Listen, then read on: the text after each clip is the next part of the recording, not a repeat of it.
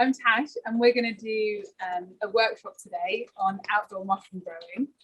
As you can see, the elements have been challenging us slightly, and I might need a bit of support with an umbrella that's literally just started to fall down.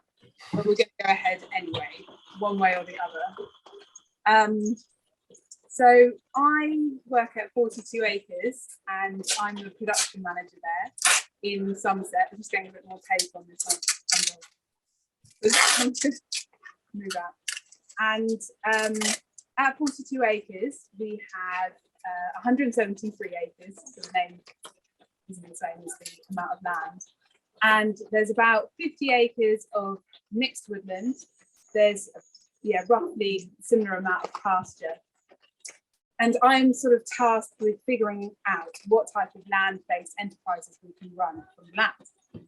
But I suppose I have a slightly unusual way of approaching the project, because my background is that I'm half Nicaraguan woman, and my family peasant farm in Central America. And when I was growing up, I was really aware of the industrial farming model, and I could see what that was doing to the ecosystem in Nicaragua particularly. And so when I was in my early 20s, I decided to go and live at Tinker's Bubble, which some of you may have heard of. It's an eco community not far from here in South Somerset, where we live without fossil fuels.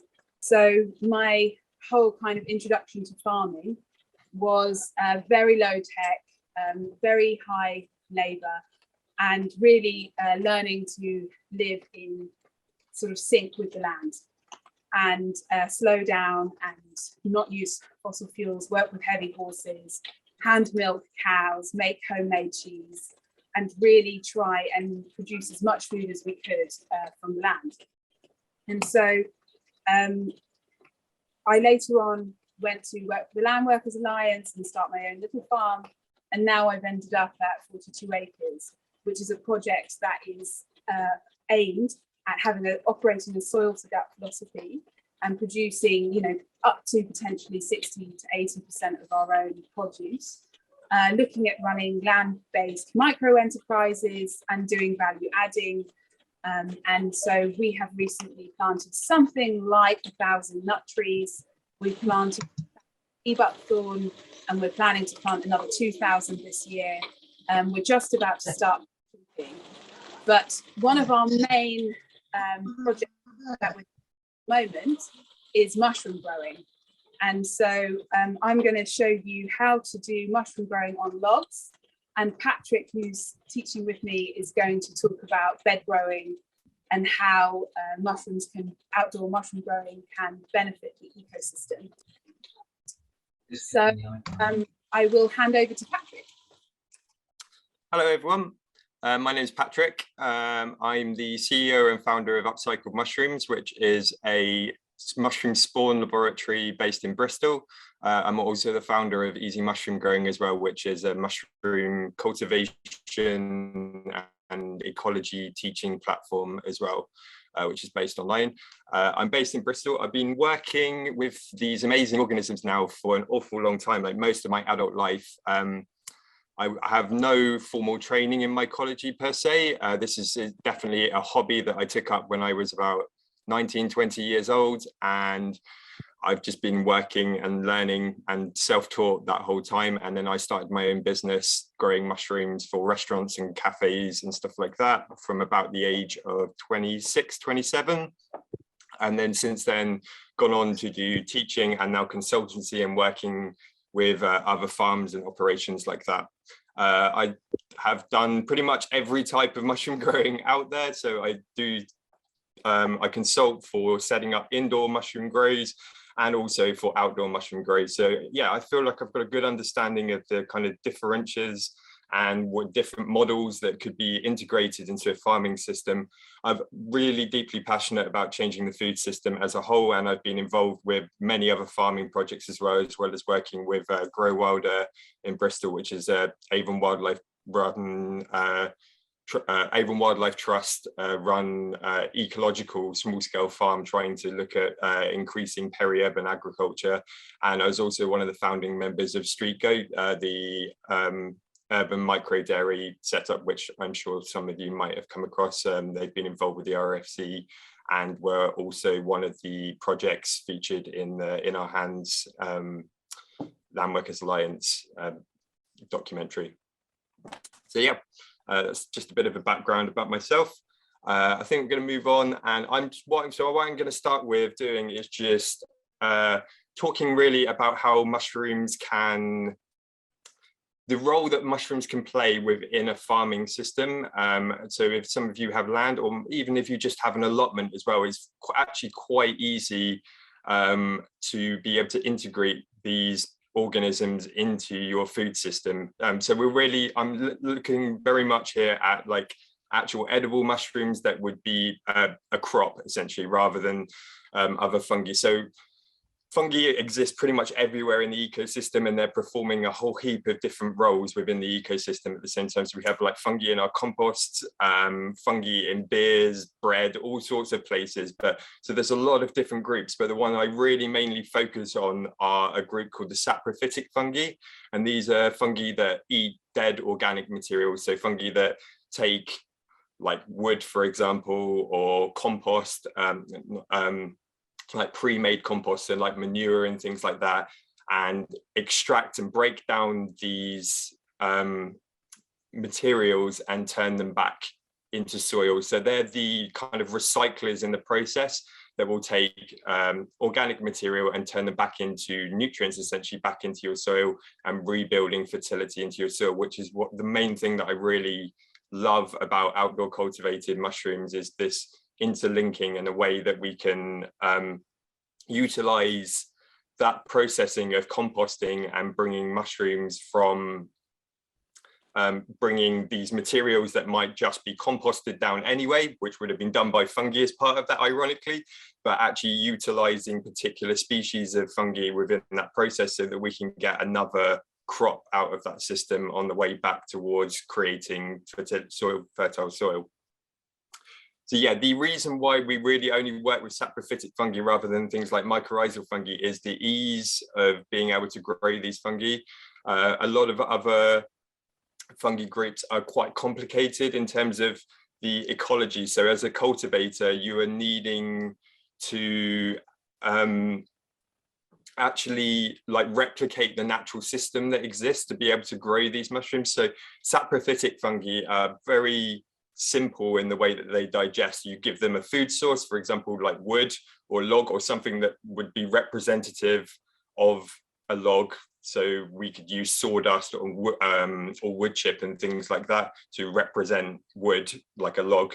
And then essentially just do some processing on those materials, and then we can just grow the mushroom straight onto them. And as far as they're concerned, it just tastes like wood, feels like wood, and they just munch it down and turn it into mushrooms for you. Obviously, things like saprophytic, mycorrhizal fungi are a lot more complex in the ecological systems that they create. So mycorrhizal fungi have a symbiotic relationship with trees. It's been coined the wood wide web by some people, and they actually intertwine into the roots of trees. So to be able to effectively grow these fungi in a commercial setting or within a farm where you wanted to actually implement them into one particular piece of land would be quite complicated, and you'd have to grow a woodland essentially. So they're not really viable ones, whereas with saprophytic fungi are much easier to work with. So of the ones that we're going to talk about today, we're going to be talking about two different methods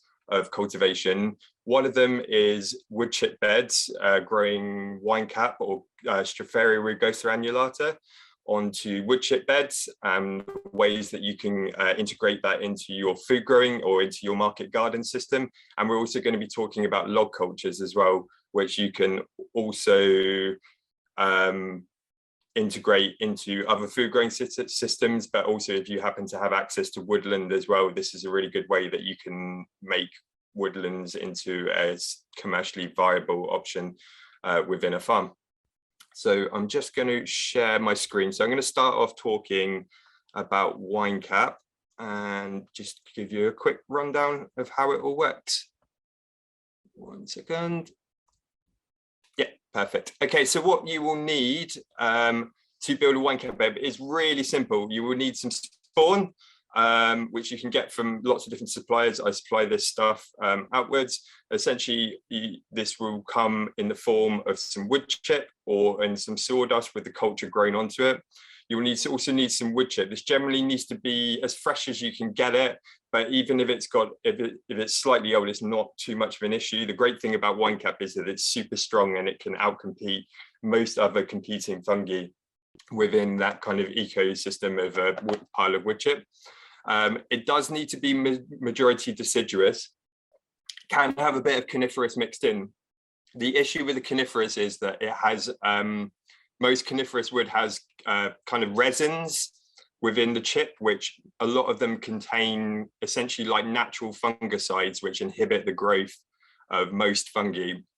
So we do really need it to be majority deciduous. I'd say a maximum of about 30% coniferous mixed in is fine, because what will happen is those resins will eventually leach out of the chip, and then after that point the culture can then grow into that chip as well. But we want to make sure that it does have some deciduous mixed in.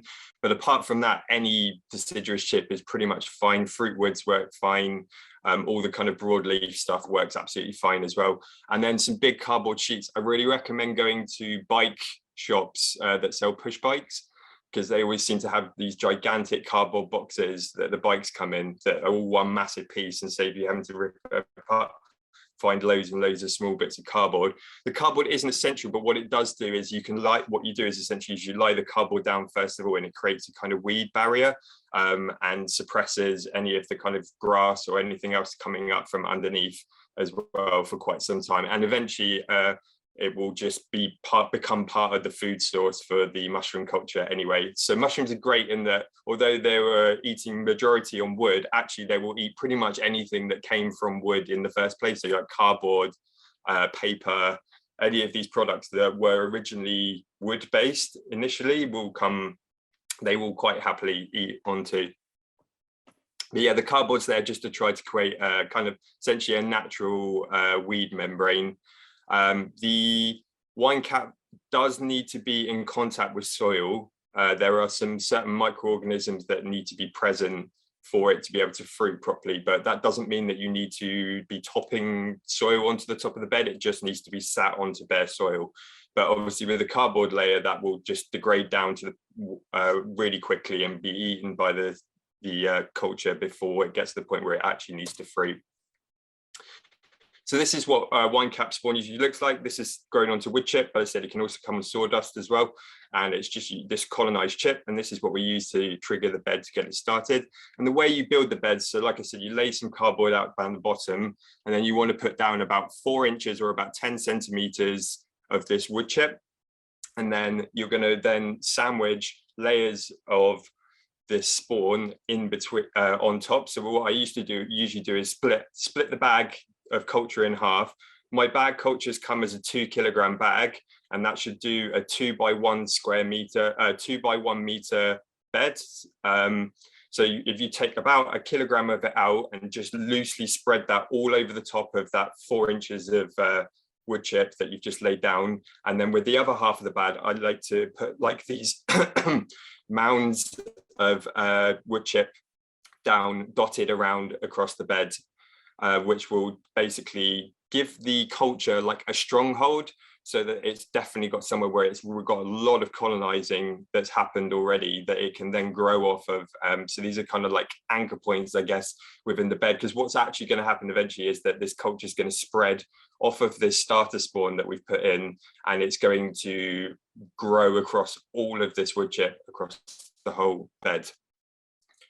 After that point, you then want to again top it up with another 4 inches of wood chip. My dog was having fun while we were building this bed. And then we basically spend the first 5 to 7 days really soaking this bed with a hose pipe. So giving it a good like 45 minutes to an hour of watering a day for the first few days. And that's really just to build the moisture content up in the bed so that the wood chip comes up to the right kind of moisture level. We're aiming for about 70% moisture content in the chip. And then it's really just a game of, for the first 3 to 4 months it takes for the colonizing to happen. You are basically just checking the bed every few days. You just dig your hand down slightly into the bed. If it still feels quite moist, then it doesn't need any water. If it's starting to dry out, you just give it a bit more with the hose pipe. And we'll just trying to keep the bed not completely soaked, but like at the point before it goes completely saturated, essentially. So if you can feel moisture in the chip, then you're all good. If it feels dry, the top bit always dries out anyway, so don't worry about that. But you're testing about kind of 3 or 4 centimeters down into the chip to see what's happening just below the surface. The best time of year for building beds is springtime, so probably just as the frosts finish, and you ideally want the last one. You can build beds up till probably the beginning of September would be about the latest that I would suggest that you want to install a bed. And the reason for that is that you want these warm summer months for the added temperature to get the spawn to spread. It needs the warmth to spread through it. If you set the beds up any later in September, you run the risk that they're not going to have time to spread, and then there's a risk that they won't actually be able to colonize enough, and the spawn might die off in the winter. Whereas if they're fully colonized, what tends to happen is the top layer of the spawn dies, but the rest of the spawn underneath then just recovers and grows back up through it in the spring, when the following spring. So things to consider where you're siting your bed. So siting is really important. Like mushrooms, as you sure may realize, really like shaded spots.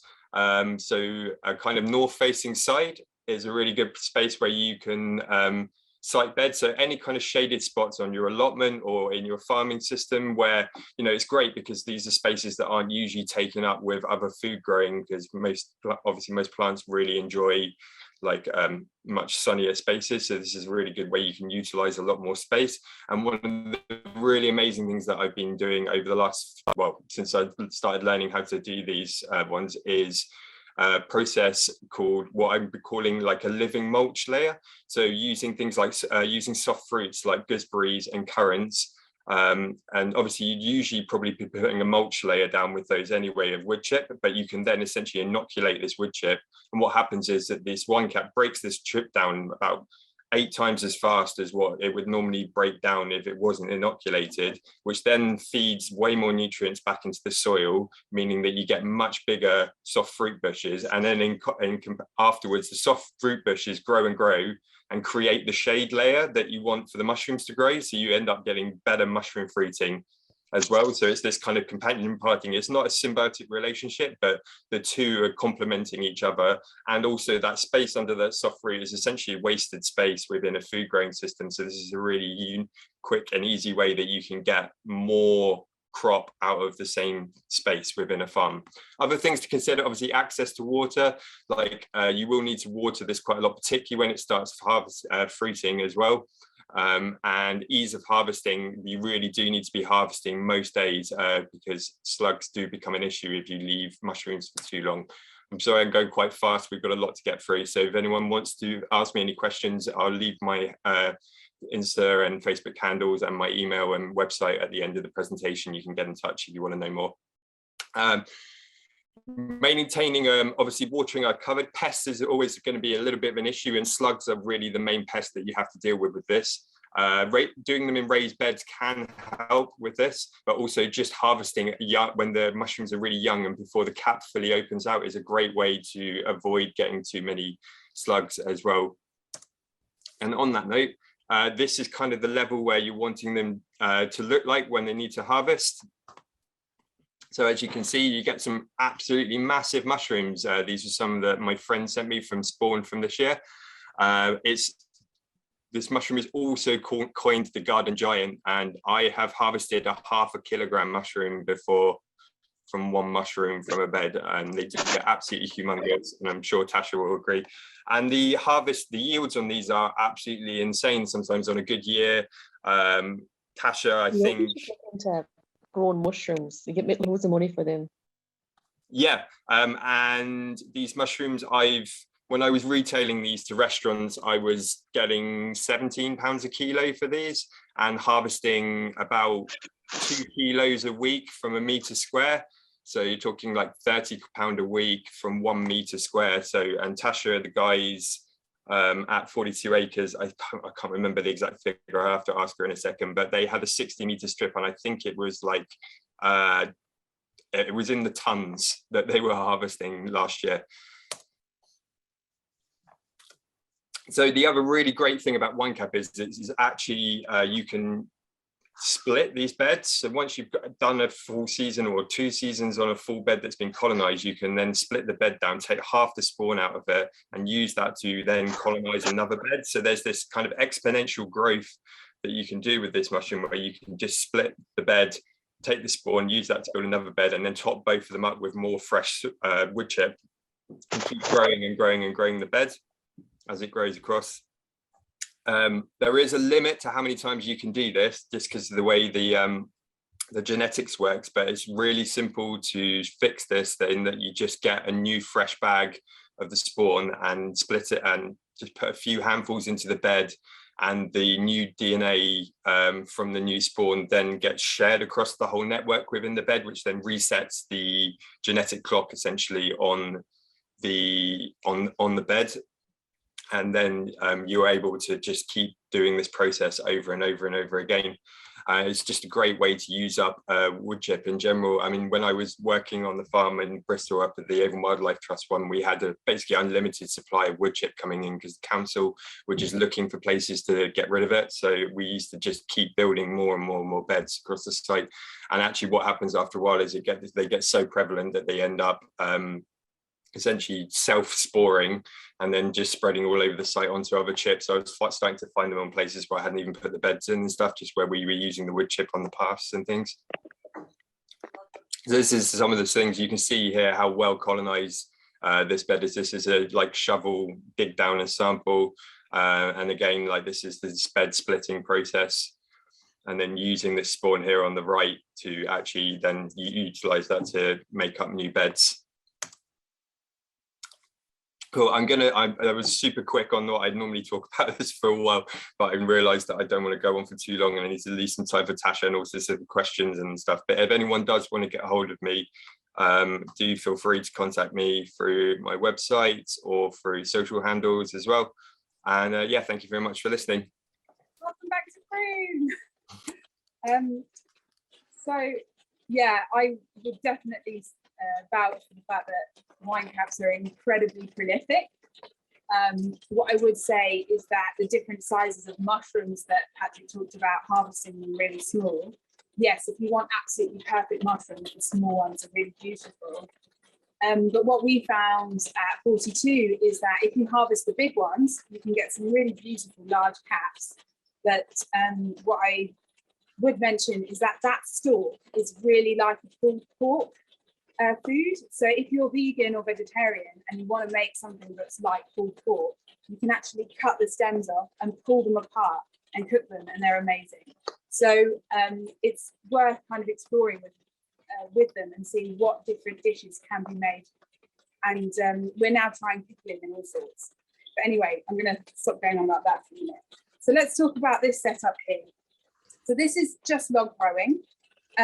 This is a log that I just picked up off the streets in order to use for fire. So this isn't the type of log that we would use in terms of this is softwood. So normally at 42 we grow a lot of shiitakes. We're now this year we're fruiting, I think it's about 250 logs to 300 logs. So we'll have those in fruit. Now they were inoculated about 2 years ago. So it takes them about 18 months to 2 years to start fruiting.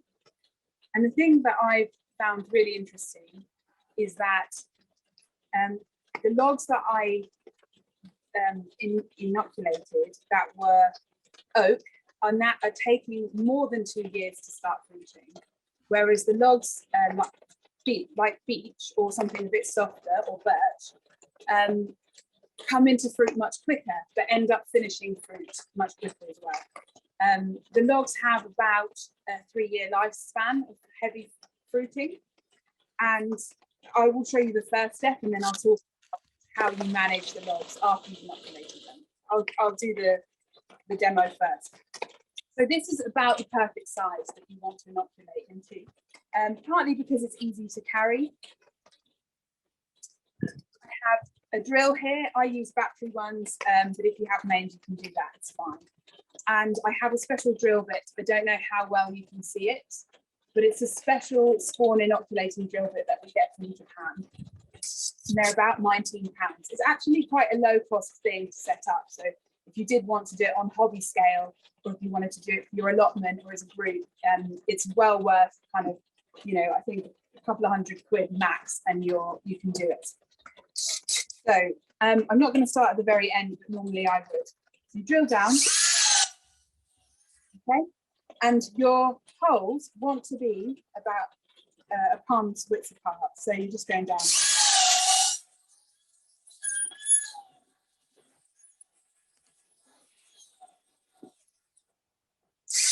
Okay. And then once you've done your entire strip, you rotate. Keith Robinson style here. You take a log, and you want to do your next strip offset. And again, you're doing them about palms width apart.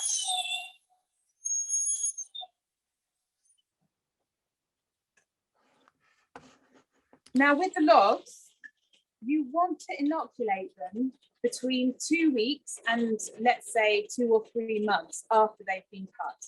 So don't try and do this with fallen branches that have maybe been there up to a year, because what would have happened is the wild fungi would start jumping onto the log already. What I love about this method is that it's one of the oldest techniques of farming. So nomadic peoples who sort of, when they were hunter-gathering, noticed that mushrooms, where edible mushrooms would fruit, if they would come back to the same spot year on year, they would see those mushrooms that were fruiting jumping onto nearby logs. So then what they started doing is taking branches that had fallen and actually purposefully propping them up against the edible mushroom fungi in order to encourage them to start jumping. So essentially, this is just an evolution of that process. It's a little bit more high tech, but not very. So I've got my holes here. I hope you can see. I've got a sawhorse. I normally heat wax on a rocket stove because I'm out in the woodlands, but I've done it on gas today because it's raining. And I have the bag of spawn, which is in wood chip.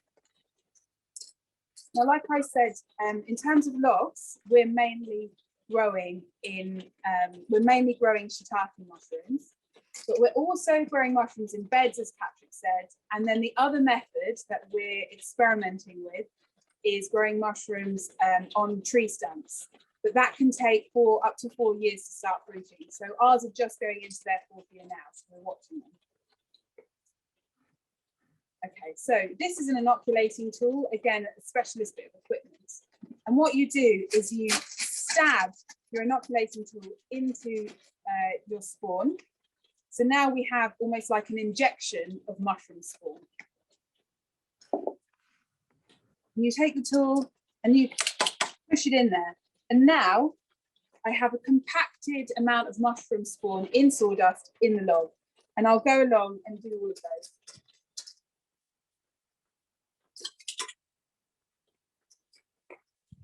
As I said, we're almost up to 1,000 logs at 42 acres now. And we're looking into bits of equipment that will actually make this process a bit faster.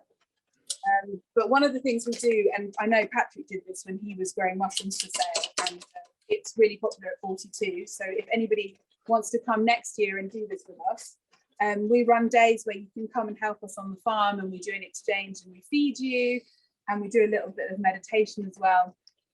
And you can come and learn how to do this yourself as an exchange, as a working retreat. So I've done a few holes. I'm going to do a couple more. This one got stiff earlier. Bit cold.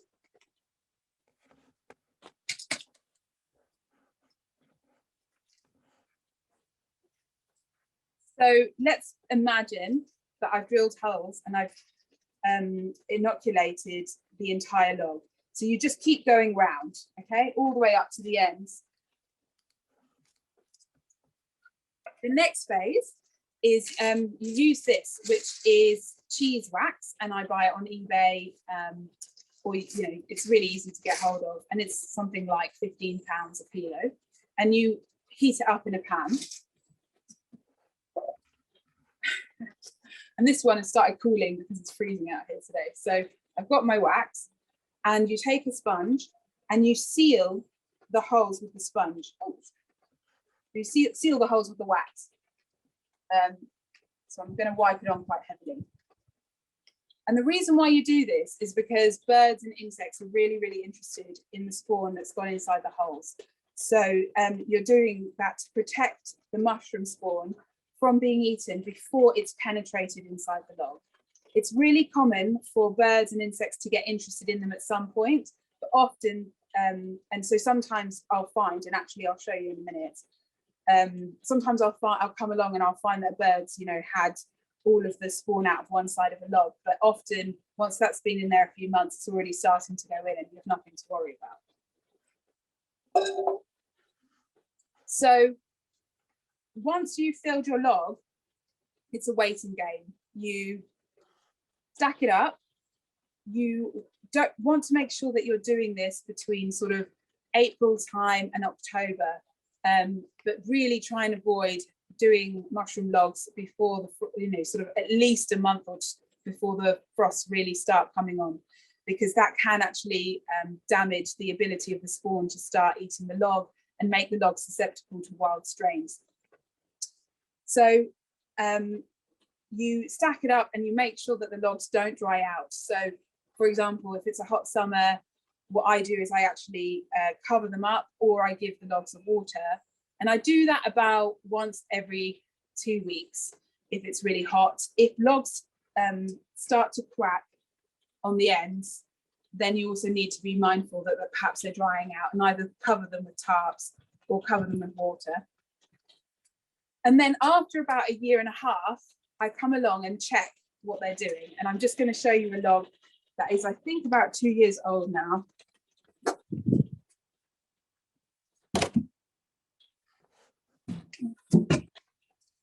So this is a shiitake log, and as you can see, the bark is starting to come away, which I do worry about a little bit with some of the logs that we have, because we used beech, and I do wonder if the birch or oak is preferable. So I'm just sort of monitoring that at the moment.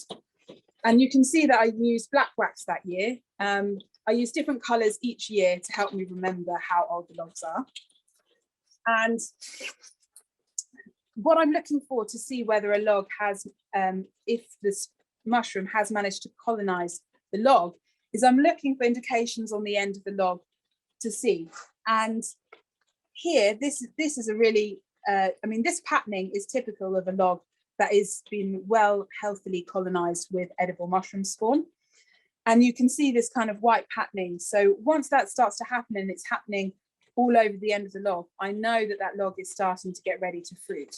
And why that's important is because, let's say you're, like we are, trying to set up an outdoor mushroom farm, and you've got a variety of logs, some that are thicker and some that are thinner, and the thinner ones will be ready to fruit first. So what I do is then weed out the thinner ones from the bed and start fruiting those, and then the thicker ones take a little bit longer.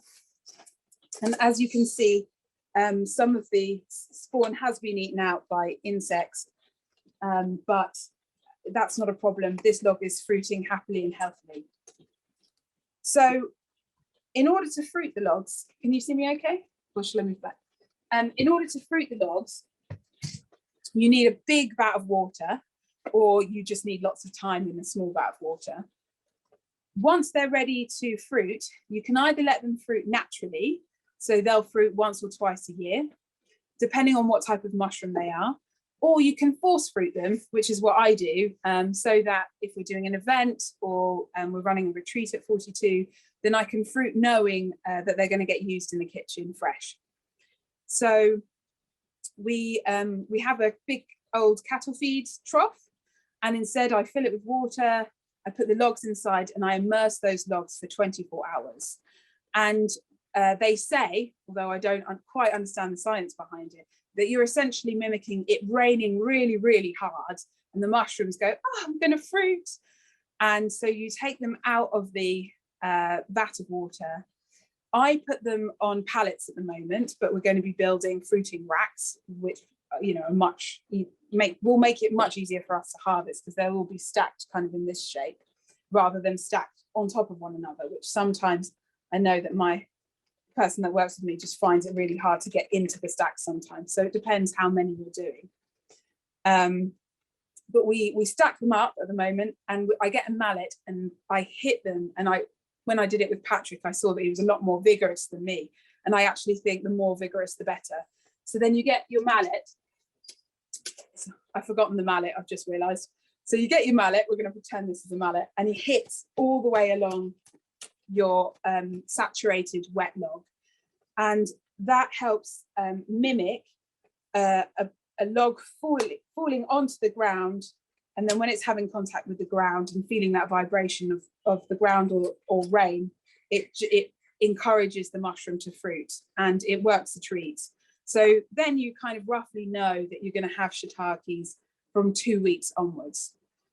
Now, as I said, we're mainly concentrating on shiitakes, but my background, and I didn't perhaps mention it properly, is mainly in wild food and making products of wild food.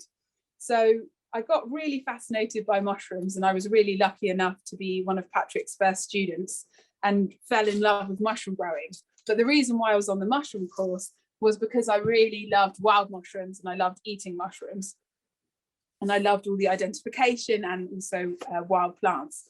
So Patrick and I concocted this vision of cultivating the wild, edible and medicinal strains that we have at 42 acres.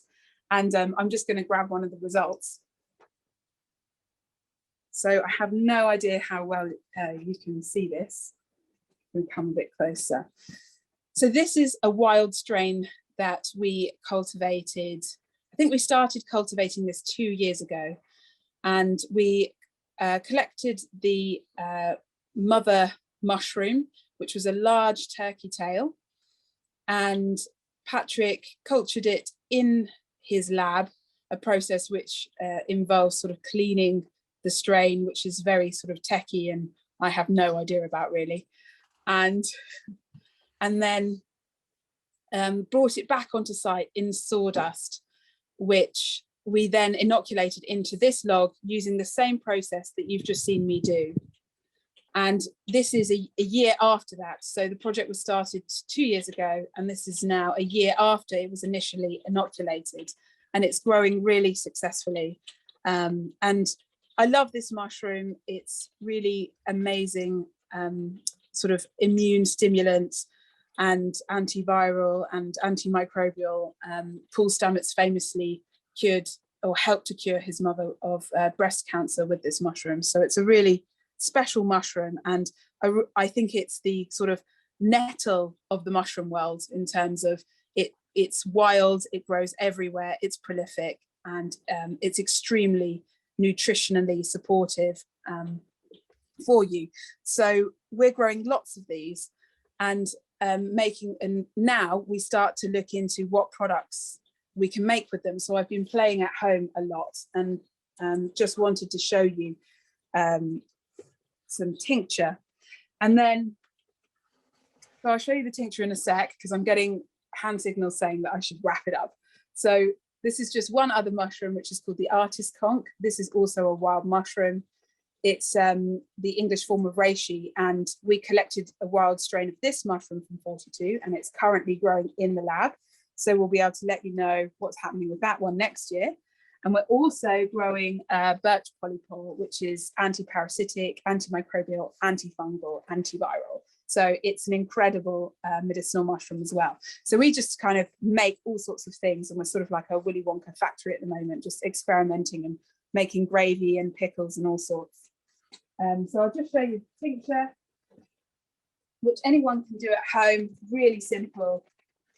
You just basically cut mushroom up and you put it in alcohol I won't go into the sort of water extraction today, but as Patrick said, we'll put our details at the end. And if anybody wants to come and help us grow mushrooms this year, then you're very welcome.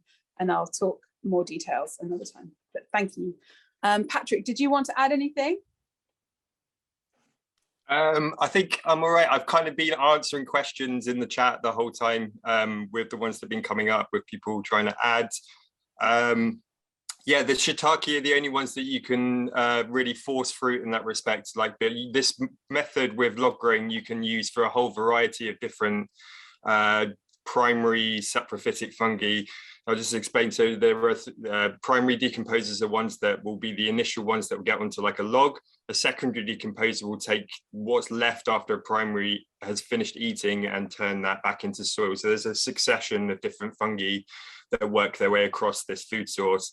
Wine cap is much more of a secondary, and we're trying to imitate that kind of pulpy wood that's left after a primary is finished with it with wood chip. So you can do kind of successional growing as well, where once the logs are finished from the primaries and they're finished, you can then feed them into the wine cap beds as well. So it's a really like, feeding process right the way back to fertility, which you can then use.